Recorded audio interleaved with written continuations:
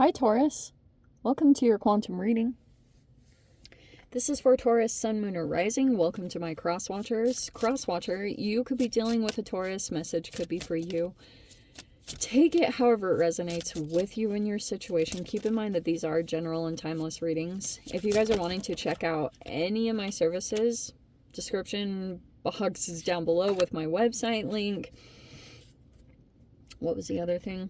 Oh, Instagram also. If you guys want to follow me over there, you can. I just post more things on quantum physics. Crazy things that I play around with over there. And yeah, thank you guys so much for all the ways that you've been supporting the channel. I appreciate it so much. Let's jump into your message and see if there's anything significant that wants to come out. Oh, you have Oracle card.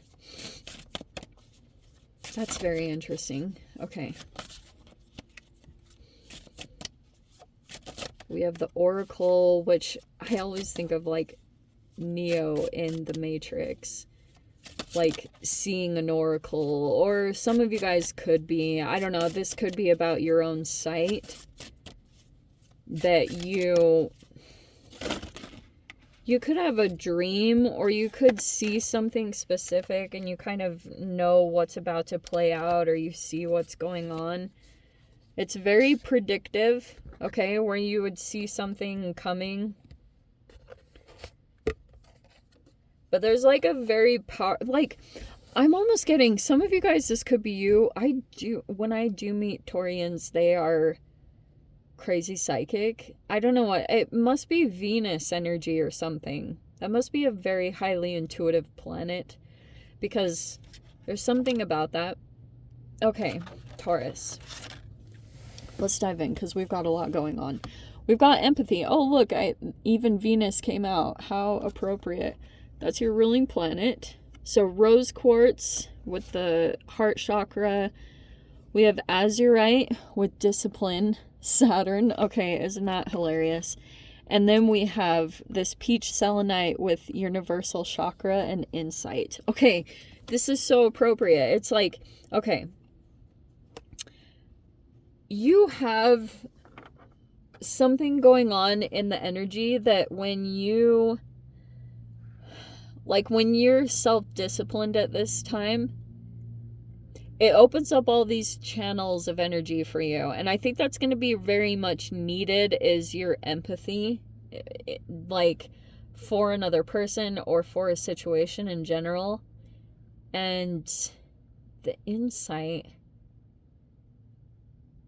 So some of you guys could be empaths, or you're dealing with one, okay? And there's definitely some kind of psychic element to this with the oracle energy. Because look at this. It's almost like the divine kind of gives you this piece of information. Gnosis is like, what is it? You could say this is like Akashic Records, but on the other side of this, this can feel like divine wisdom or divine knowledge. It's like the book of wisdom.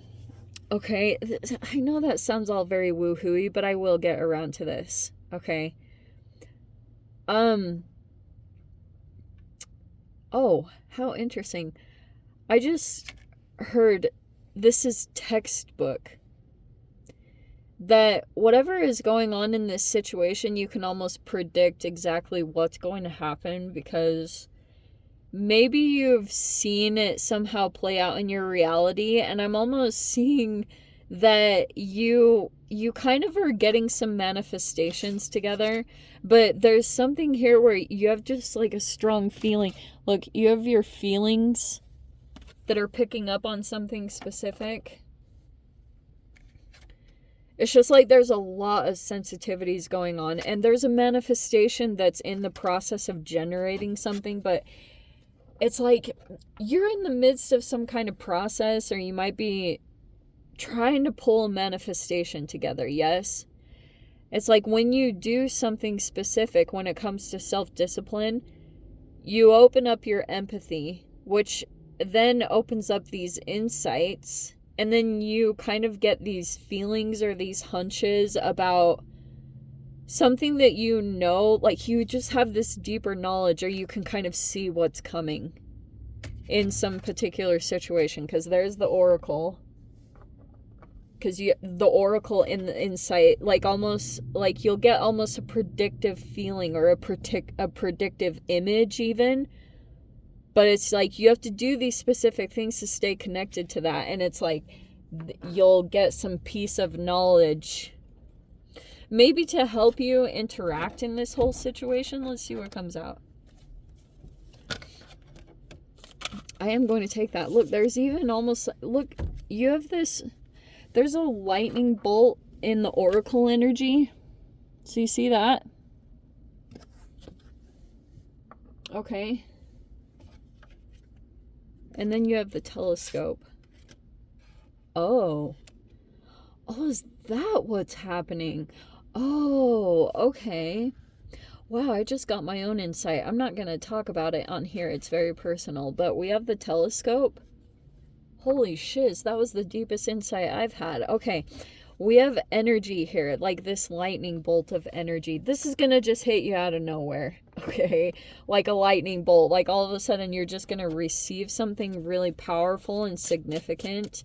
And it's, again, so for those of you, if you need a reminder, some of you guys even could have made a note of this sometime in the past where you had figured out how you get your insights and you like know the exact process, but sometimes like you keep yourself from it, but you have this ability to tap into some kind of like wisdom, and you kind of know what's going to come, or you kind of know.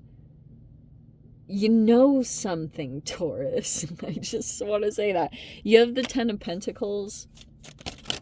Some of you guys, this could be revolving a lot of money, savings, investments. It could be about family, long-term commitment. This can be all about generational kind of stuff. We have the Ace of Pentacles and the Strength card with Leo. Okay. Okay. Yeah, so it feels like maybe you're confronting some kind of fear. Every time the Strength card comes out, it's a tiny bit of an energy that is stalking. And that's why, like, this girl knows how to tame that mammalistic, that's not the right word. Oh man, my mom would correct me if she heard me say that. It's like a very animalistic, there we go, side of humans, like kind of reptilian brainish. We've got a new energy that just made an appearance here. So this could be this Ace of Pentacles, something new. This could be a new job, a new home. Something new and tangible recently just came into effect. And there's this Ten of Pentacles, which is talking about, this could have been a flood of money coming in. So some of you guys might be sitting on this, but it almost requires courage in whatever this thing is that you've started. This is a long-term investment. So whatever you got started in the past, like you might start to receive income from it, or a lot of money, you know? You've got this Eight of Swords. Yeah, it looks like you're building a foundation here. You have the Three of Swords. I'm sorry, Eight of Swords. Why did I say that? Interesting. That was a weird little Freudian slip. We have the Three of Pentacles. And then you've got the Lovers right there. So that could be a relationship or a partnership.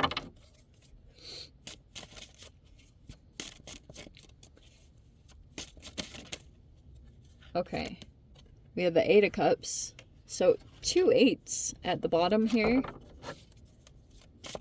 which I find to be significant. We have the Page of Wands. In thoughts. It is interesting that I blurted out Three of Swords. That was really weird. I'd never do that, actually. Okay. And then you've got the Moon. More psychic, intuitive stuff. Okay.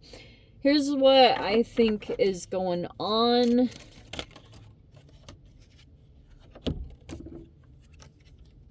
Okay. Well, there's the ending to that. I'm going to put the Ten of Swords right next to the Eight of Swords. I don't know why, but I'm just going to do that. Oh, and there's the Two of Swords.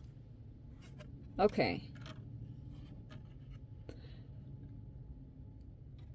And then you've got the 10 of Cups in the outcome. That's beautiful. Okay.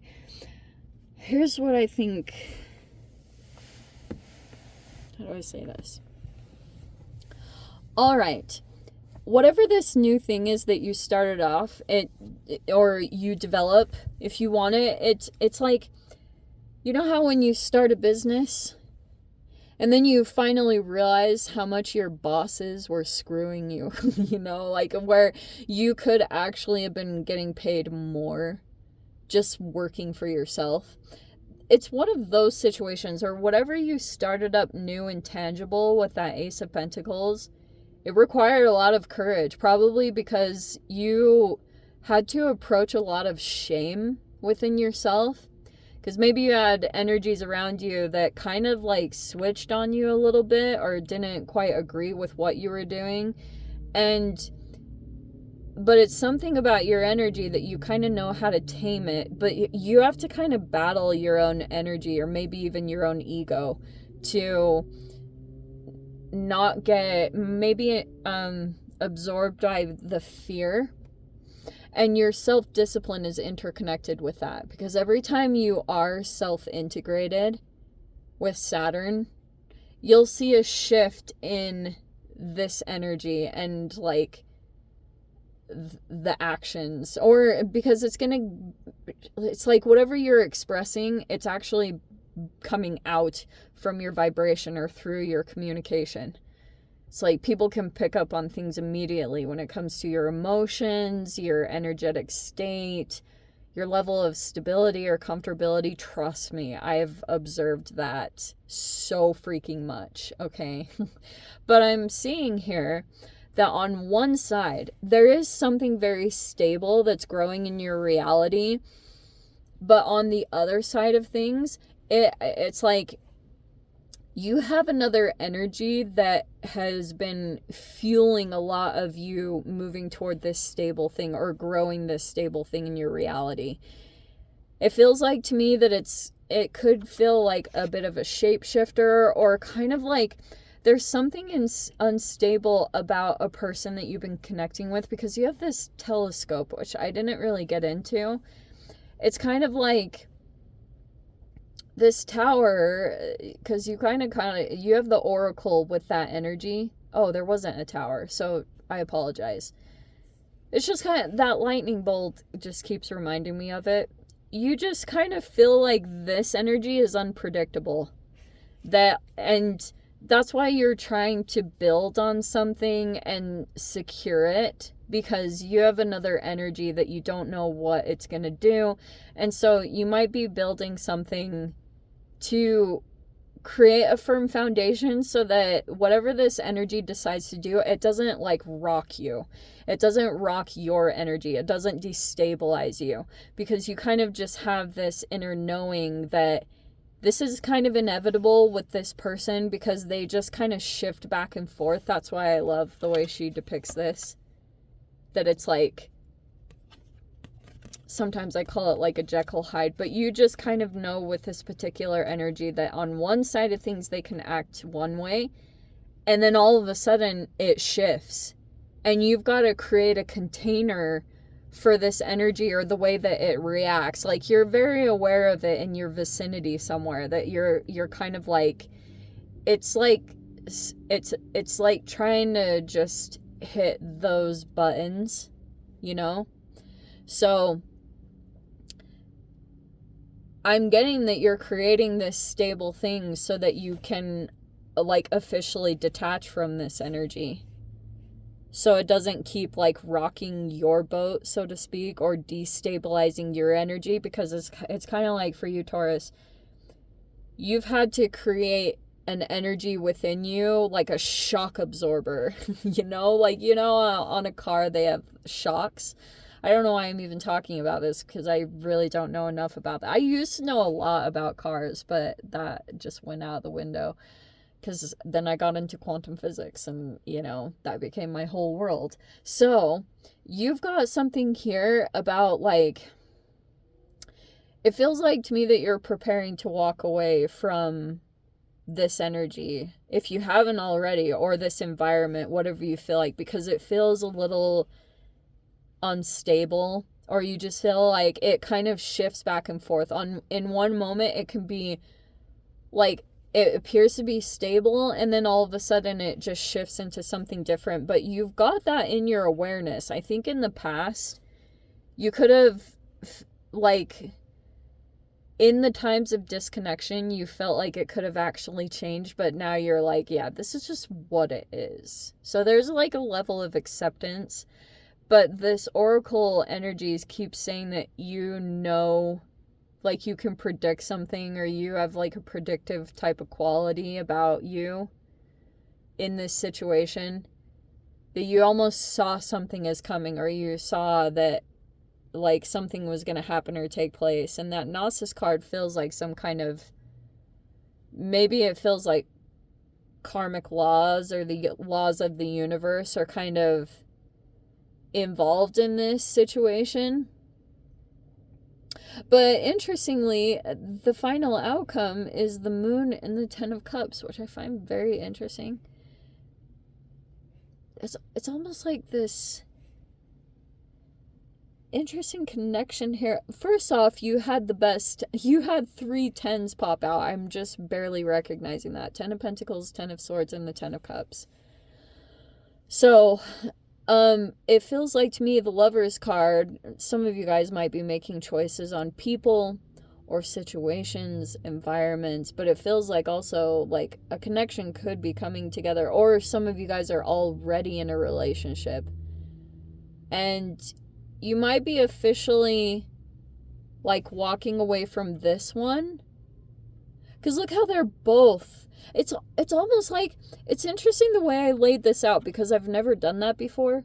It almost feels like you have both of these existing in your frequency, so that you almost have like a comparison point that you can significantly feel, because you have this thing about your feelings are very valid, or you're paying attention to how you're very in tune with the sensitivity of your feelings and feeling out, okay, this feels stable.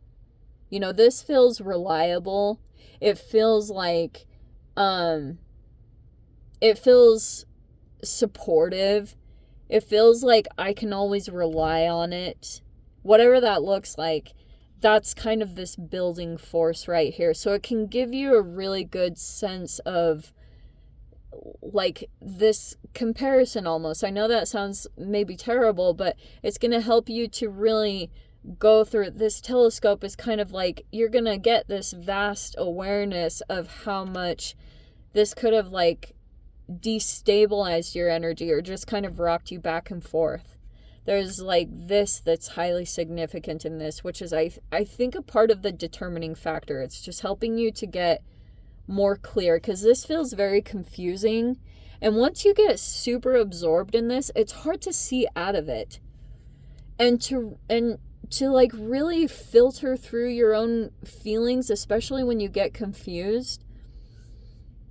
I think that's like kind of the trick of being human, is recognizing what's going on in your emotional state, or your body, or your emotions right in the moment, and then being able to label them correctly.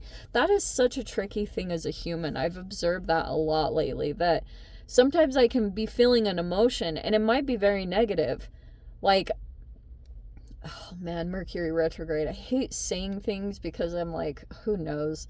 But sometimes I can feel pride, and I don't really know that it's pride. I know I'm experiencing an emotion, but it's hard to like sometimes interpret like, okay, this is exactly what this is. Joy and happiness and sadness, like those are pretty easy, you know? Those are a little bit easier to figure out. But I think when ego, like that is a really tricky one to try to determine or interpret correctly when it's happening in the moment.